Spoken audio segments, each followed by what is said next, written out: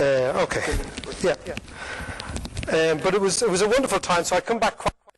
I've got some good friends here, and I've seen the country change from a distance. I've seen the strangest thing happened in Ireland was when I was first sent here. I was working in London, and the relations between Ireland and Israel were very, very fractious. In actual fact, we didn't even have an embassy here.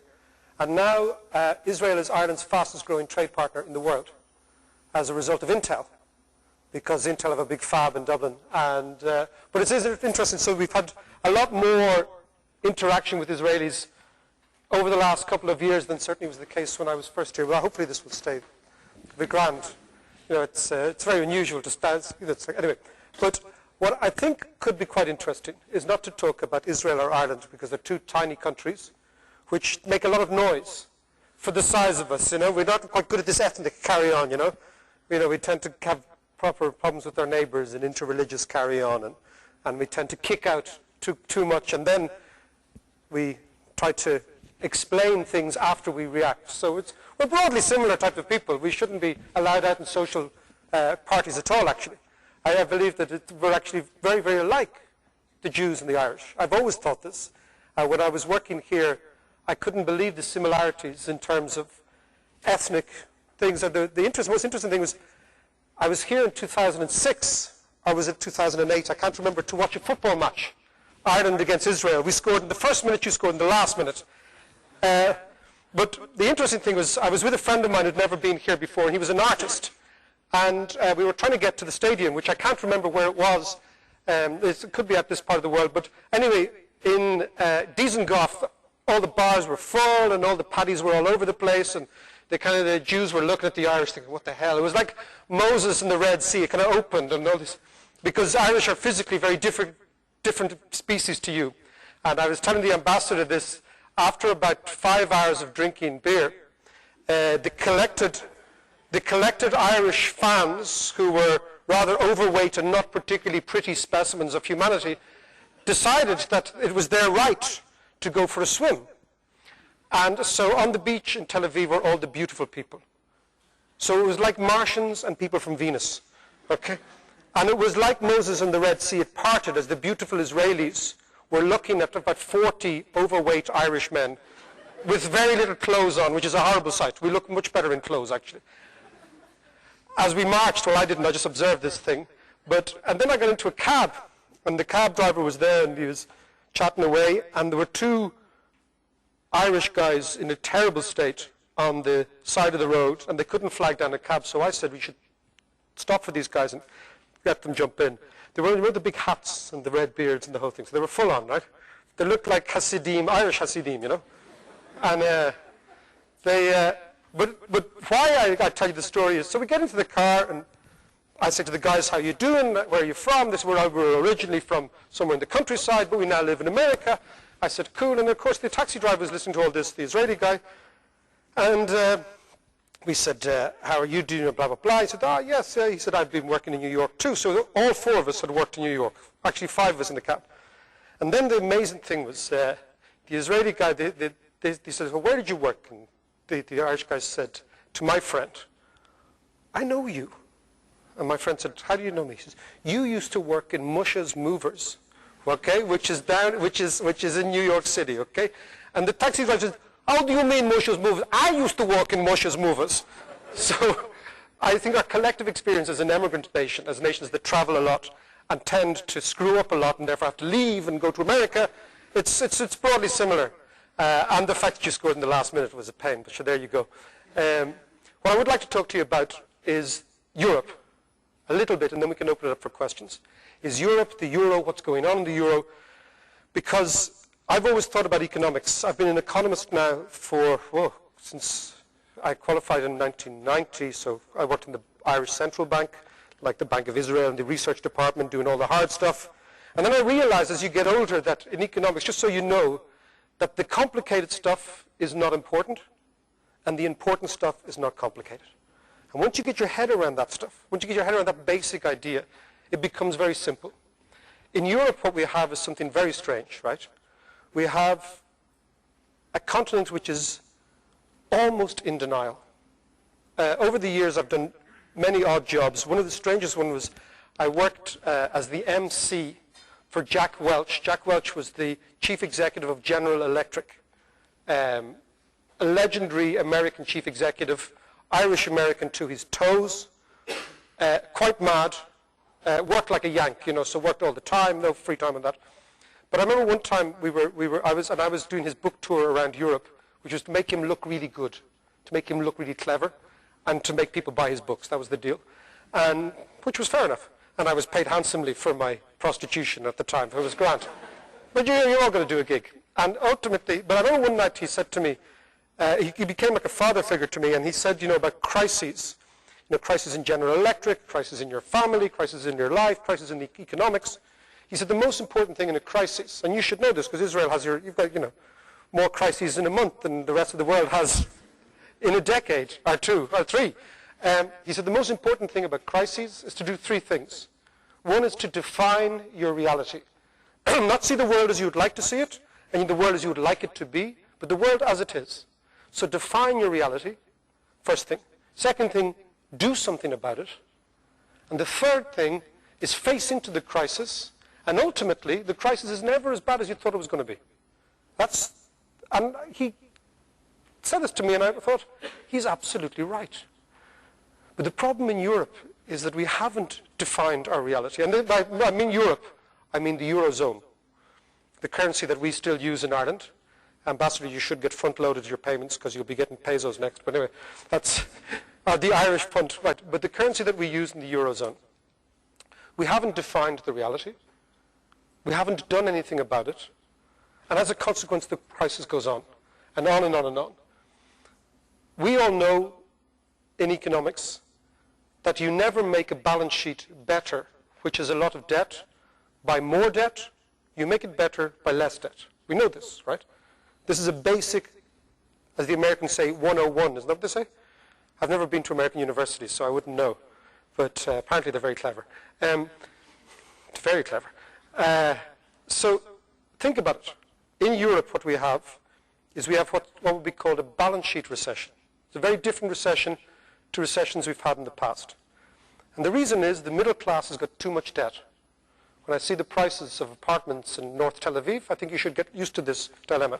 Because when apartment prices fall here, you'll have a similar recession.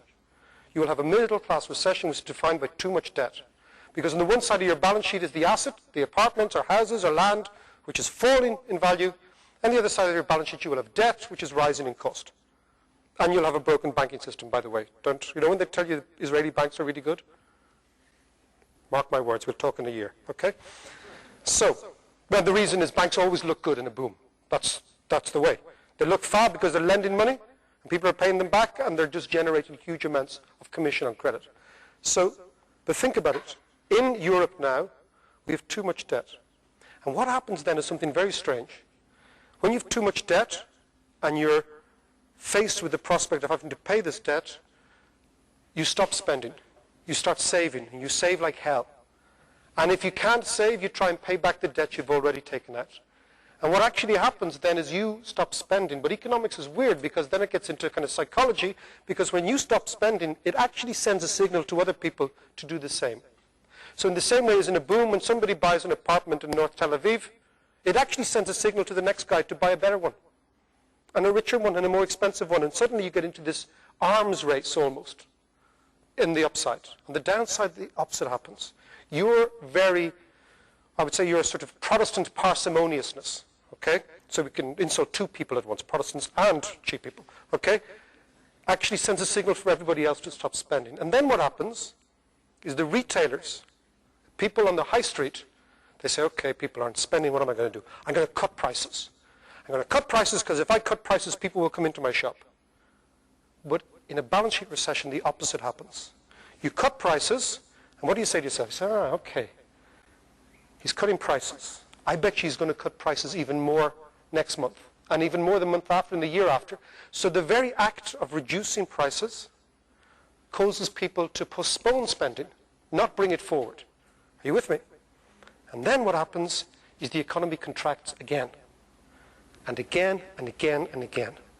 So when I was in college, the first thing I learned in economics was that when the price of something goes down, the demand goes up. But in a balance sheet recession, when the price goes down, the demand goes down. And that's where we're stuck in Europe, which is why without a huge deal on debt and debt forgiveness or debt renegotiation, you're just going to get the economies contracting. And then what we have is the bizarre policy that the more the economy contracts, the more we should cut spending. So what happens in a proper country, okay? Let's say a big country like Canada or the United States. When the economy contracts, what happens is, let's say a region like, when I was young, we used to go work in bars in America when we were students. And I worked in the bars in Massachusetts, in Boston, in the late 1980s. And in Boston, they had a huge, big boom, which was only Irish guys flogging flats to Jews and Jews selling flats back to Irish guys.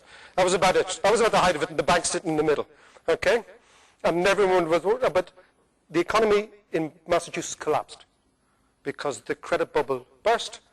Now what happens then is American federal money transfers to Boston. So the Bostonians pay less income tax, they pay less VAT, they get more direct receipts from the American government, and over time things just mellow out. Because the country that is failing gets help from the center. That's the way the world should work. Think about the European Union now. A country like Ireland, Italy, Spain, Portugal, Greece. I mean, the poor old Greeks, God love them. I mean, we should have a Greek fund. We should actually start it here and go around. It might bail them out a bit. Okay. But the problem is, don't laugh at the Greeks, because everyone in Europe is going to become Greek. Not physically, obviously, or mentally, or verbally, or culturally. But think about what's happening. In America, in the monetary union, when a country or a region gets into trouble, the automatic reaction of the American infrastructure is to help the guy, help California. Well, I don't know. Schwarzenegger was quite nice to see him screw, but anyway. He tried to marry into Irish royalty as well. He tried to marry a Kennedy, which is like you guys marrying a Goyim for us, okay? But in the European Union, the opposite happens.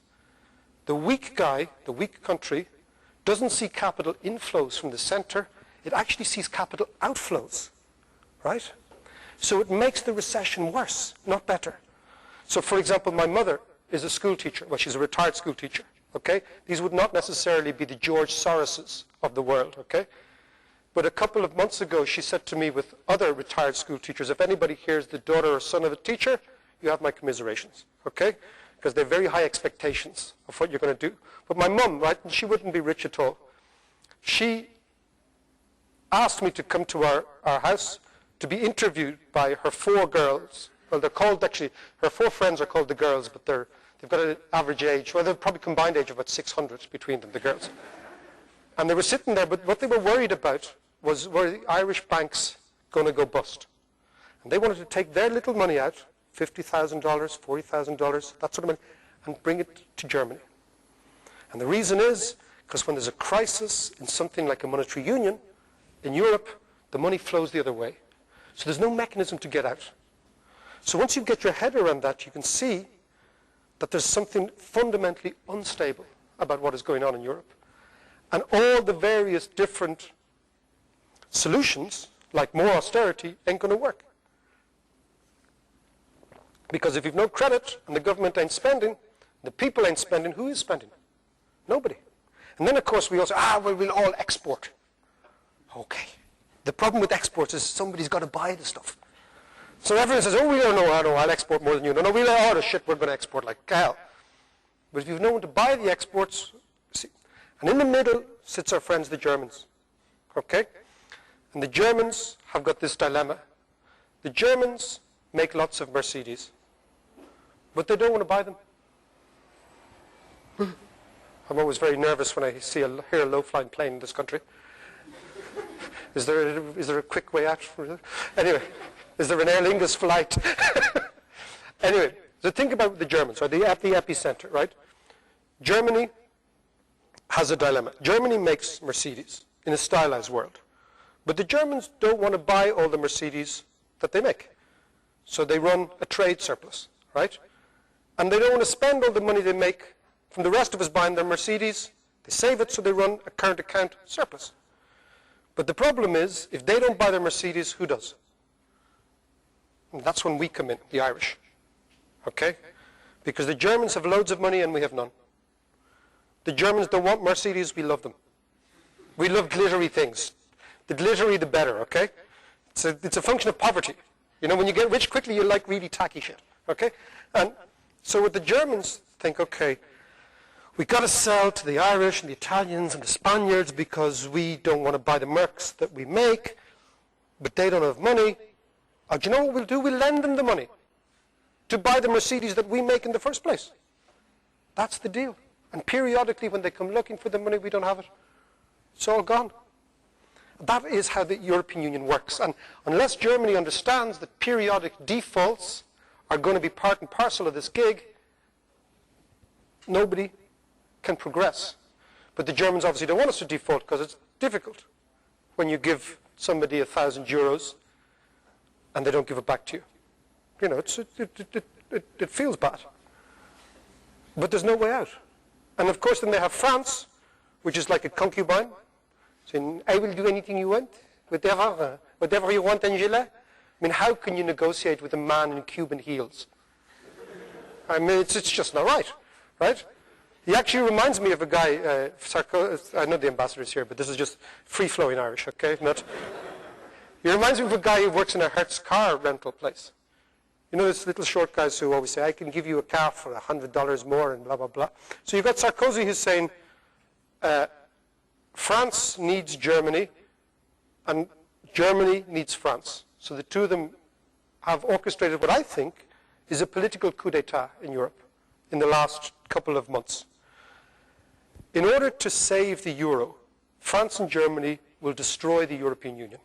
And this is a huge dilemma. Look what happened in Greece, right? The Greeks said, okay, we have a big deal here, with a big austerity package, and Papandreou says, do you know what I'll do? I might ask the Greek people what they think of that. Oh, you won't do that, Mr. Papandreou. So Papandreou says, well, why don't we have a referendum? Because it's a big deal. 5 years of austerity and blah, blah, blah. And Sarkozy and Merkel take him into a room. I presume they locked the door. And he is now deposed. He's gone. And in his place is a technocrat. So the very essence of democracy is threatening the center of the European Union. That's very, so, I mean, even our great friend Silvio Berlusconi. What a man. What a hairpiece. Anyway, but Silvio, think about Silvio, right? Whether you like him or not, and frankly I think he's a sleazeball, but the Italians voted for him. He's their boss. You know, I'm sure that half of this class probably doesn't like Bibi, but he's the guy. You can't just depose him because you don't like him.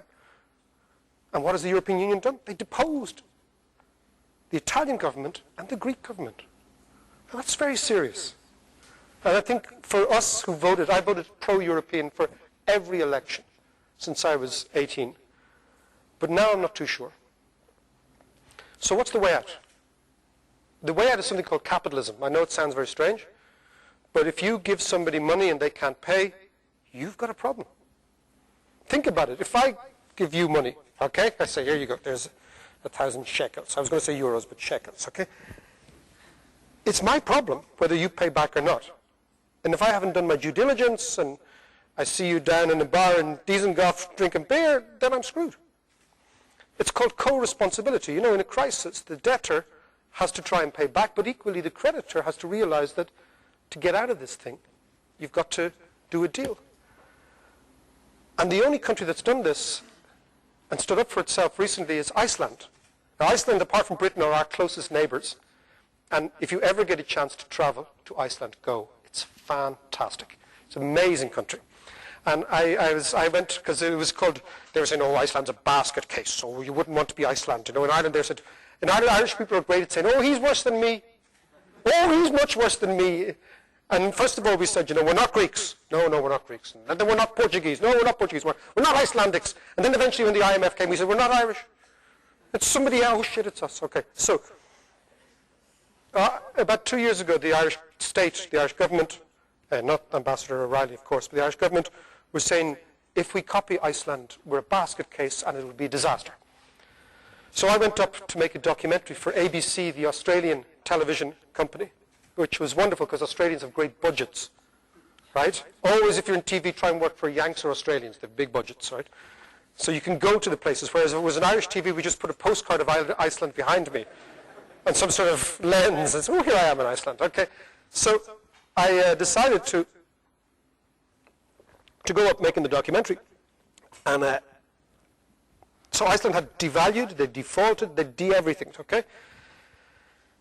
And something really strange happened when I arrived in Iceland, that the only people who were really worried in Iceland, I talked to the taxi driver, he was cool, he was fine. The only people who were really worried in Iceland were English bankers in the Hilton in Reykjavik looking for their money back. So I put this to the Icelandic finance minister, and he said, yeah, but we have no money. It's all gone. We can give them fish if they like. Now, this guy didn't mean to be funny. I mean, I was under the table at this stage. He didn't realize that the humor in the whole thing, because he looked blankly like a Lutheran would at you, right?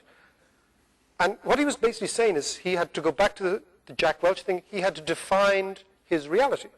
The reality was the money was all gone on the Land Rovers and things like that, foreign holidays, and all they had was fish. So they were actually negotiating, the Icelandics, with the British bankers. It's brilliant. With J.P. Morgan and Goldman Sachs saying, you can have a box of mackerel. In actual fact, the price of fish has gone up, more than the value of J.P. Morgan shares, if the truth be known. So they could have actually had a great relative trade with mackerel against Jamie Dimon's promises. But my point is, they had defined the reality. They couldn't do anything else. And that's what the rest of Europe has to do. And if we do this, the crisis will be over. Because if you look at all the great crises, you know, the savings and loans crisis in America, the big one in the 1990s, what you have to do is you've got to force the bondholders to take stock, to become equity holders. That's how you get out. Now, they won't like it because they want cash rather than your promises, but that's the only way you can do it. So what you need in Europe is a massive debt for equity swap. So the people who are owed money by, you know, I used to work for BNP too. I leave a trail of disaster behind me. UBS, BNP, all that sort of stuff, right? But think about BNP. BNP Paribas, an arm of the French government. Okay, BNP Paribas lends money to an Irish guy to buy Mercedes from a German guy. Okay? And we amplify that 1,000-fold, 1,000,000-fold. The Irish guy can't pay. He's got no money. We've got cows, actually, lots of them. And bits of Intel we could probably sabotage, and bits of Apple and things like that. You know, we could give them to you because you produce the same stuff. But the point is, I'm particularly as Mossad dress up as Irish people anyway. Very bad-looking tennis players. You know, when Mossad, it was very funny, when the Mossad guys were dressed up as Irish guys a couple of months ago, was it in Dubai or Abu Dhabi or something? My wife, she opened the paper, and she, "Geez, did you hear this story?" And she looks and she says, "They're far too good-looking to be Irish."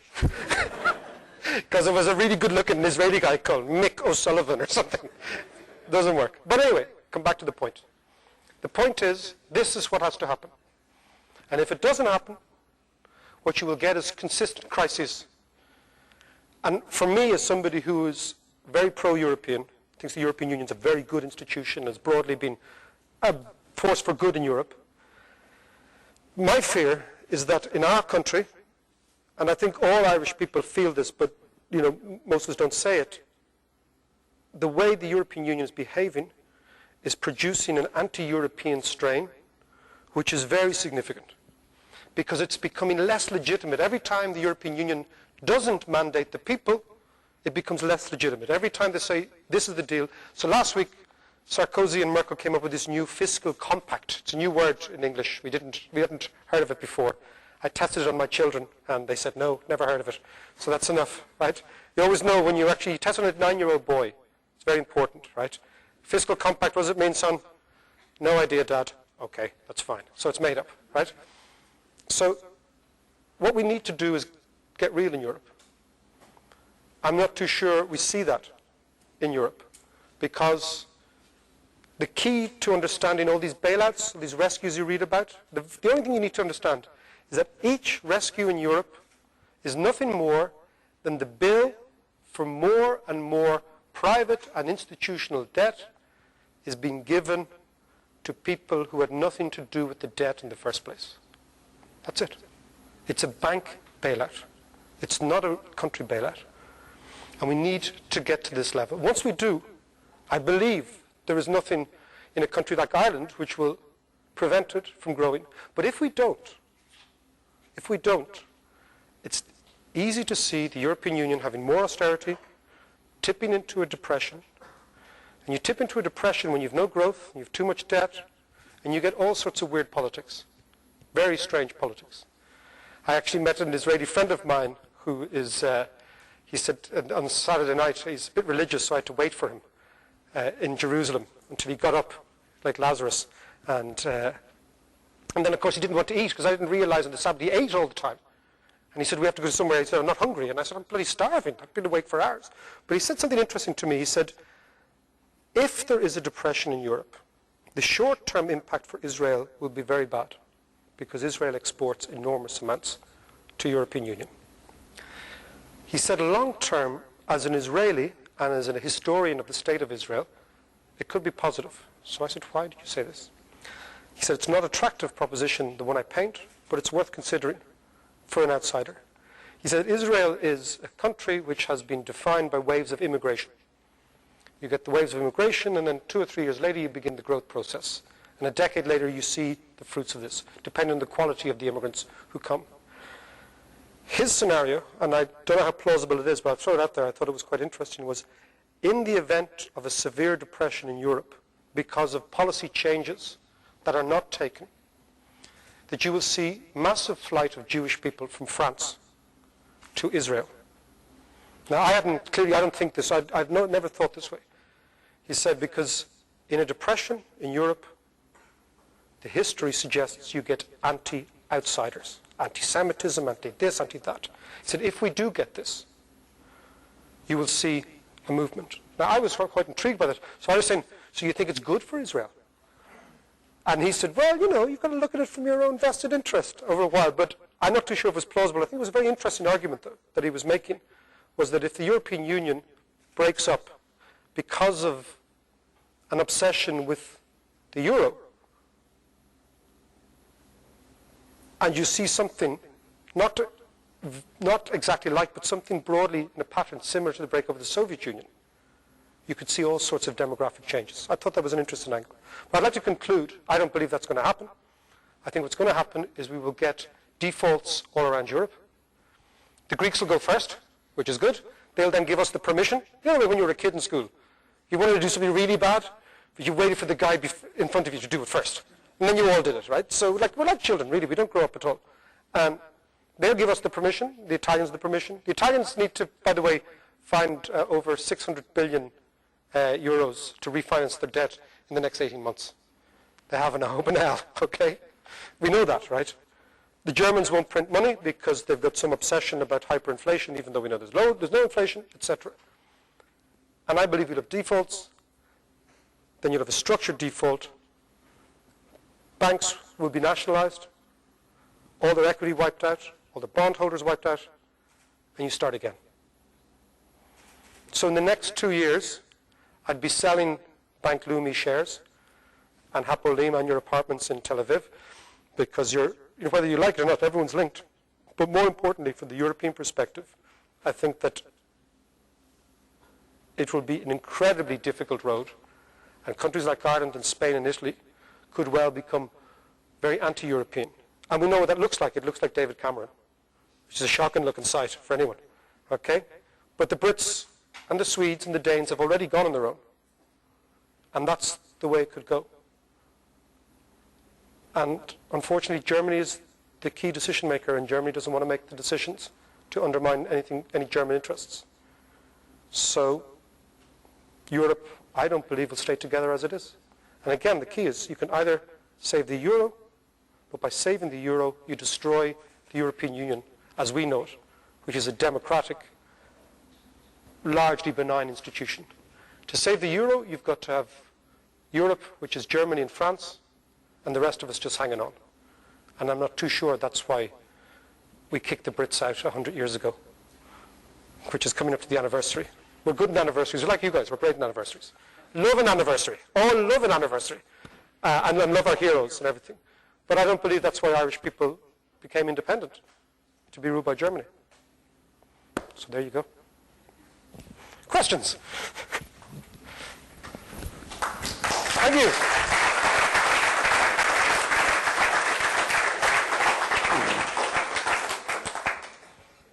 Who has the first question? Yes, gentleman here. Okay. Ask about Ireland. Yeah. If you can say a few words about the Irish model that was implemented. Ah, yeah. And if it have any relation to the crisis that happened in Ireland. Okay, there's, I remember listening to Bibi talking. He loved it. He loved Ireland, you know, which scared the hell out of us. No.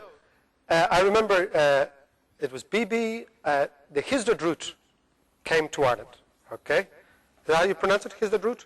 Oh, come on, and try it. The Histadrut guys came to Ireland about 7 years ago, and maybe 8 years ago, and they were in search of nirvana, okay, of this messianic thing. It's like looking for the Dead Sea Scrolls, you know, the Irish thing. So we said, and we met with a few of them. They wanted to talk to statespeople, and then they wanted to talk to independent economists and whatever. The Irish model, okay, so you take Israel and Ireland, two very similar countries, very small, massive diaspora outside, great connections with the world, very, very open, huge flows of people and capital coming and going all the time. What I noticed, what the Irish did was they said, okay, we have no capital, so we've got to make it cheap, because we don't have any. So we'll tax it at 0%. So if we tax capital at 0%, the Americans will bring in their capital, and we will end up having a very capital-intensive economy. That happened. Just for example, corporate America has invested more in Ireland in the last 10 years than it has invested in China, Brazil, Russia, and India. All the BRICS that everybody talks about, they invested more in Ireland. So we have the most capital-intensive exporting industry in the world. So that's really good stuff, okay? That's good. And many friends of mine who did sciences and mathematics in university and whatever are now working for Apple or Microsoft or Intel or whatever. So that's good. The bad thing we did was when we joined the euro, we got rid of capital controls. We allowed all sorts of money to flow into the country. And rather than preserve this good part of the economy, we created a massive bubble economy. So Bibi misdiagnosed a bubble for an economic miracle, okay? Because he saw the growth rates, 6%, 7%, blah, blah, blah. He saw people coming back, for example, my generation all emigrated. In the 90s, I went to London, most guys went to New York, but we all came back. So there was a real sense that people were coming back and immigrants were coming in. The Irish model, such as it is, still exists in the high-tech area. But the bubble economy and the aftershock of the bubble is one whereby we need to get rid of that. And we can only get rid of that by renegotiating it. We wanted to create a YOSMA in Ireland. Okay, YOSMA?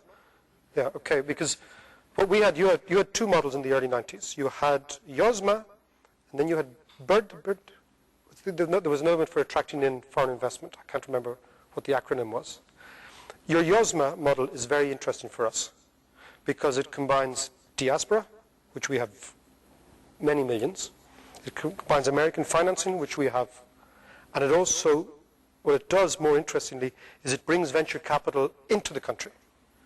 And I think we will be robbing from you rather than the other way around. If you don't mind. We'll give you the patent and we'll acknowledge it. But the model is broken. It doesn't mean it's broken for good, but it's broken now and we've got to fix it again. So who's the next question? Yes, gentleman there. Do you assert that Ireland should not save the banks? I think that what happened in Ireland was that people couldn't get their head around the fact that the banks were just so broke. The banks lied amazingly about their exposure, and with the benefit of hindsight now, it's very clear that we should not have saved them. Really is clear. And but the problem is if you don't, like for example, if Hapo Alim goes bust tomorrow, okay, God forbid, Stanley Fisher will just say, okay, let's get a whole bunch of Securicor vans, fill them from the shekels, put enough shekels into the bank so the people cool down. So there's no bank run. You can do that when you have your own currency. If you don't have your own currency, you can't do that. Because you have to ring up some German or some Trichet, right? Another little small French man, actually, if the truth be known. And so, you know, again, I come back to the important and the complicated. You should not have a bank run if you can print your own currency. You stuff all the currency into the machines. That's fine. Our problem was that we didn't have that. So if one of our banks went bust, people like my mother would have taken their money out, and there's a high chance we would have a bank run, and our central bank couldn't intervene.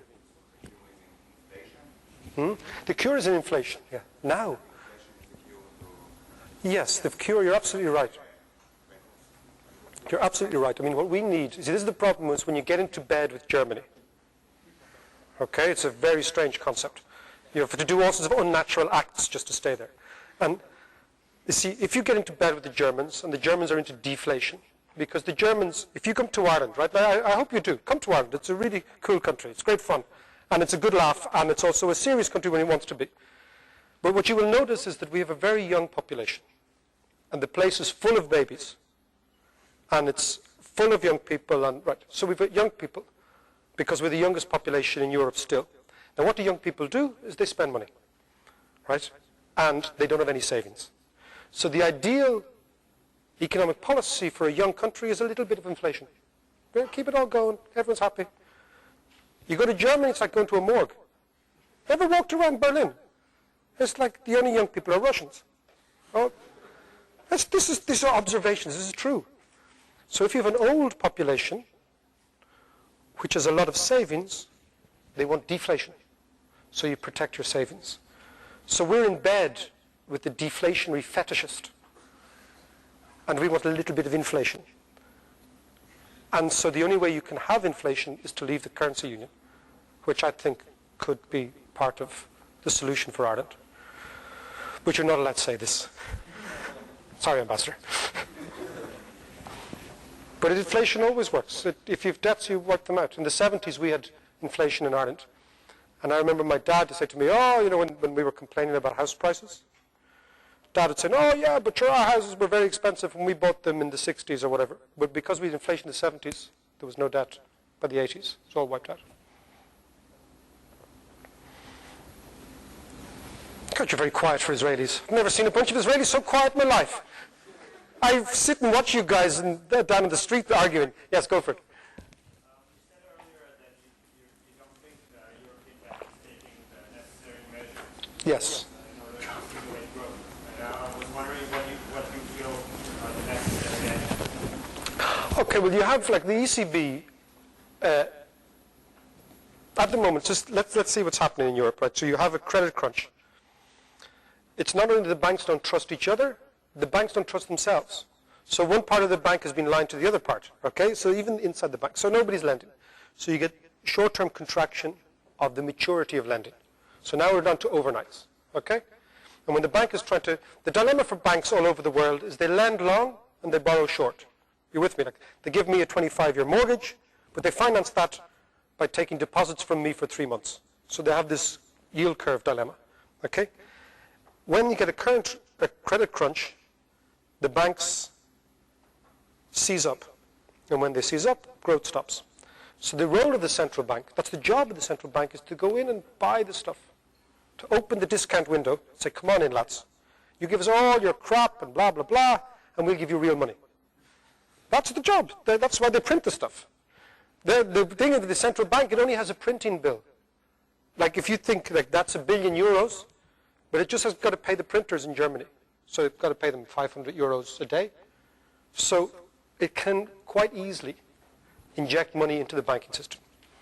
Now it's got a little bit more precarious because nobody wants to buy the bonds of the banking system. So the ECB, in my opinion, just simply needs to buy up the stuff. Right? You buy it all up and you wait. And you create an SPV in the bank and you put it in there. Now, a lot of economists are worried about the actual balance sheet of the central bank itself. That if you buy up all this stuff, your own balance sheet. But the thing about a central bank is it's not like a commercial bank. It can do what it wants. But at the epicenter is if you want to think about what's happening in Europe, it's kind of a fight between the old Bundesbank, the Germans and the French inside this European Central Bank, and the rest of us. And they've got an Italian boss just to pretend they're more Italian. But you know, when the Pope is a German and the Italian the head of the central bank is an Italian, you know you've got problems. Okay? So what you have is the central bank needs to behave responsibly. That's what I think. And then then in Europe, you don't really have a crisis. Yeah, we're getting a wee bit old, and there are some fiscal issues, but they can be sorted out. My fear is that what happened in the 1930s with the absolute crazy policy of keeping with the gold standard is being repeated. And we all know in Europe, okay, that the most dangerous thing is not inflation, it's unemployment.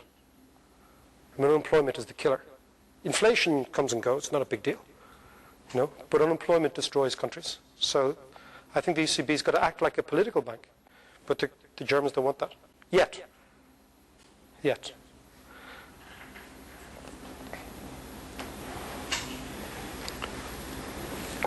Okay.